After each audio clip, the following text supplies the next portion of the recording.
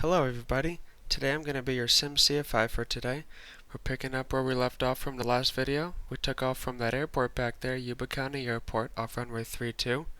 We're flying runway heading, and we're at 1,500 feet. In this video, we're going to take a look at trim one more time, and then we're going to move into turns and climbs and descents. So without further ado, let's get started. So we'll take away this yoke so you can see the tachometer. So right now we're cruising along about 110, 112 knots indicated. We're at 2200 RPM and we're all nicely trimmed out. I'm not touching any of the controls. And so now let's say that we want to slow down to about 100 knots or so. We're going to reduce the throttle to about 2000 RPM between there and 2100. And the first thing you're going to notice now is that the airplane is going to descend. And so the airplane's descending because we got less thrust that drags us forward. And so the wings are developing less lift, and therefore the nose is going to descend. So to fix that, we're going to have to maintain back pressure on the yoke or the stick. We'll get ourselves back up to 1500 feet here.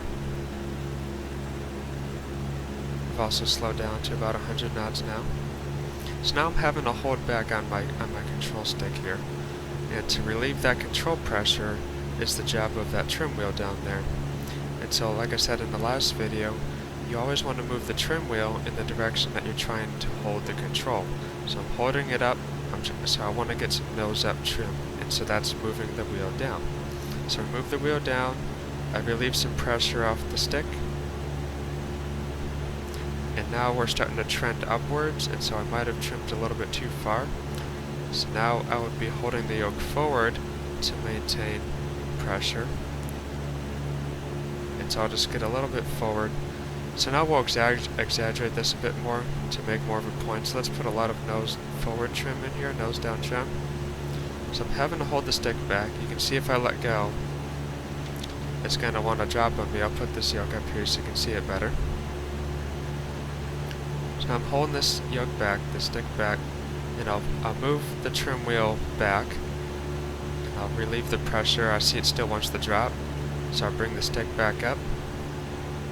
So I'm always flying the airplane with the control here to maintain our 1500 feet in our heading, and then I relieve pressure. I see it wants to drop, so I add more nose up trim.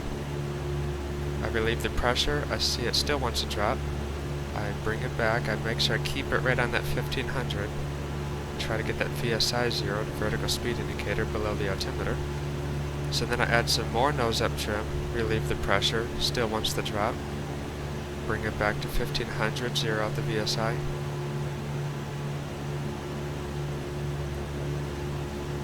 A little bit more nose up trim, relieve the pressure, still wants to drop but just a little bit. And you can see we just keep repeating this process, and now I just move the trim wheel back a little bit, and I'm not holding the stick back. It wants to go down just a little bit, so I'll put a little bit more nose up trim, just a little bit. Now let's use the control to keep us on 1500, but this is pretty much zeroed out at this point. And so doing that process over and over again, you'll get a lot faster at it. So let's put it way out of trim again just to demonstrate. And so doing the process faster, you can see how the yoke's always going back and forth because I'm always kind of relieving the pressure as I move the trim wheel to the point where I don't have to hold back the pressure anymore for it to maintain altitude, and that's when you know you're trimmed out. So now let's discuss turns. To turn the airplane, there's a couple things you're going to have to do. The more obvious thing is you're going to have to roll the airplane to go left or right. But then when you roll the airplane, part of the vertical component of lift now translates to a horizontal component of lift to go this way or this way. And so then your total lift, part of your vertical lift is going down. And when you lose some of your vertical lift, the nose is going to drop and you're going to lose altitude. You're getting less vertical lift. It has to go to horizontal to physically move the airplane sideways. So when you're turning the airplane, you have to turn the yoke or push the stick in the direction you want it to go, and you have to apply a little bit of back pressure to keep that nose up. You could also just apply more trim, but that's not necessarily the right technique. Let's get it back to 1500 here.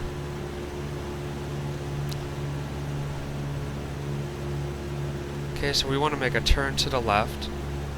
A standard roll rate is about 20 degrees of bank right here. Got 10, 20, 30.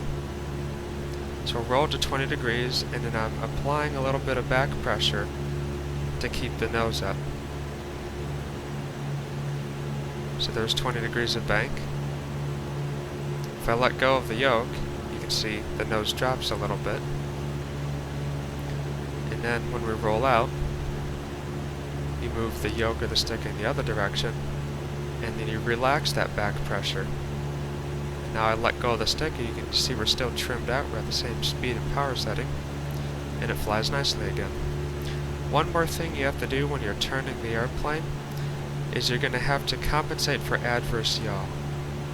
Now, adverse yaw is when you move one of the ailerons up or down. And when one aileron goes up, like on the right side, and on the left side, when it goes down like that,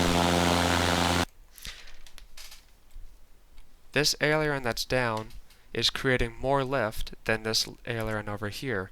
And you can read about it further in the Pilot's Handbook of Aeronautical Knowledge, but when you generate more lift, you're also increasing induced drag. So this side of the airplane is creating more drag than this side of the airplane, and so you can just imagine how that's going to make the airplane, be not coordinated throughout the turn. You got one side being pulled back while it's trying to turn the other way. And so the job of the rudder is to help push that nose further along. So as it wants to get dragged around, so we turn left, but the nose kind of drags to the right a bit. The rudder just helps push it over a little bit more.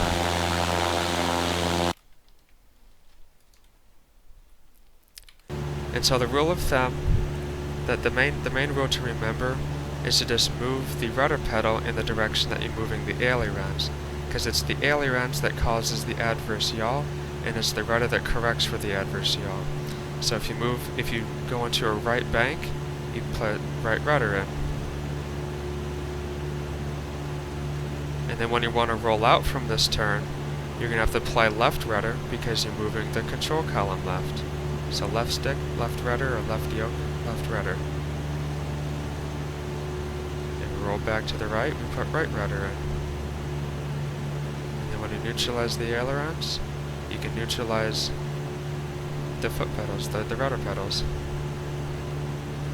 So always keep that in mind. And in some planes it takes a lot more rudder than others. This one doesn't take a whole lot, as you can see. You just want to try to keep that ball centered. And the general rule with that is step on the ball. So if the ball is going out to the right like that, you either have too much left rudder in, like I do, or you're not putting enough right rudder in. And so an instance with that is climb. When you're climbing out, you usually always have to hold right rudder due to the left turning tendencies. Okay, so to demonstrate another turn, we're on a heading of about 180 south right now, and we'll turn to a heading of east, which is 090, using 20 degrees of bank. So we roll left, a little bit of left rudder, and we apply a little bit of back pressure to maintain the altitude. We're at 20 degrees of bank right now. And then in the flight simulator, as you can see, it might take a bit of opposite aileron to hold your bank angle. In the rear airplane, usually below 30 degrees of bank, you can just neutralize the ailerons and it'll hold it pretty well.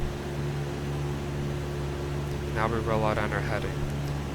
And now the rule of thumb to roll out on your heading nicely is to roll out half the amount of your bank angle in degrees. So what that means is if you're in a 20-degree bank like this, and we're turning to a heading of 150, we're going to begin our rollout at a heading of 140, 10 degrees prior, which is half of 20 degrees of bank. So 140 is right there. We start rolling out at a nice gentle rate like this, and you end up spot on your heading of 150. So you always roll out half of your bank angle in degrees. 20 degrees of bank, roll out 10 degrees early.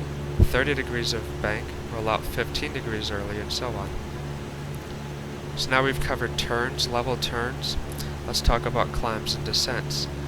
In most general aviation airplanes, even more powerful ones, you'll generally climb at full power, especially in the 172. So what we're going to do is we're going to pitch the nose up, and we're going to add power at the same time.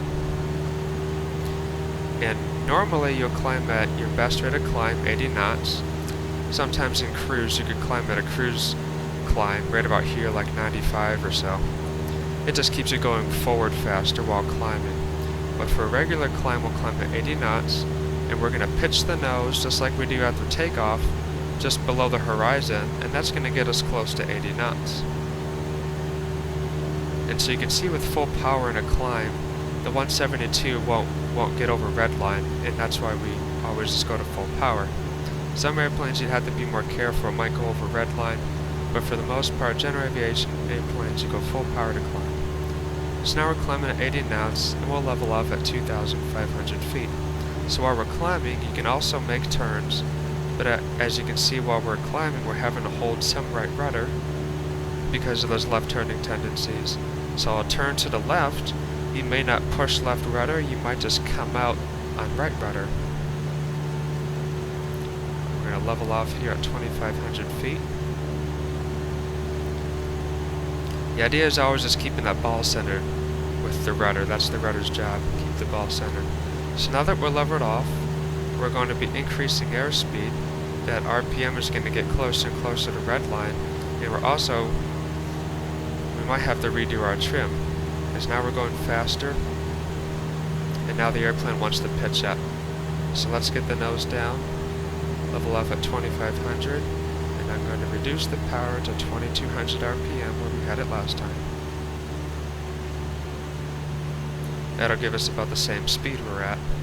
The main consideration with the trim is that you're trimming for a certain airspeed, and so if you level off and end up with a different power setting, once it stabilizes, you're going to need a new trim because you'll be at an airspeed.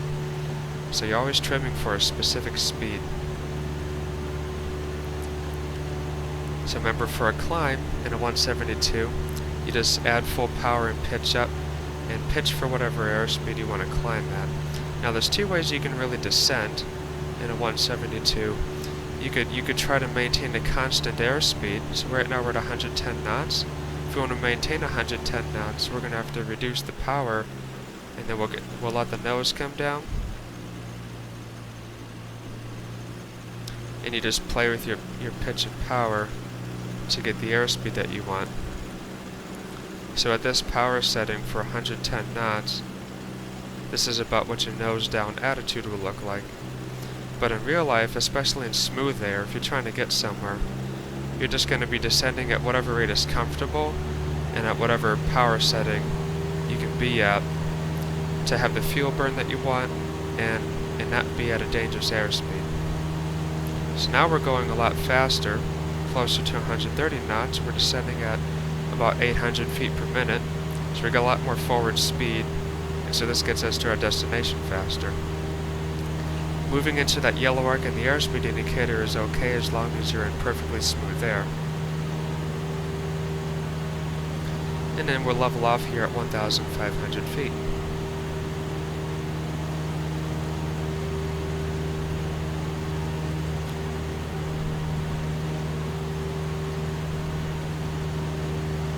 Okay, so now that we're going extra fast, I'm having to hold the stick forward, and I could retrim, or I can just reduce the power to 2,200, and if we maintain our level flight attitude and 2,200 RPM, we're going to end up back at 110 knots, which is where we had the airplane trimmed at last time, and I won't have to retouch the trim. Now you can retrim for a climb and descent, and that's recommended if you're climbing longer than and descending longer than what we just did. That'll be more comfortable. But if you don't touch it and then revert to your previous settings like this, you don't have to retouch the trim.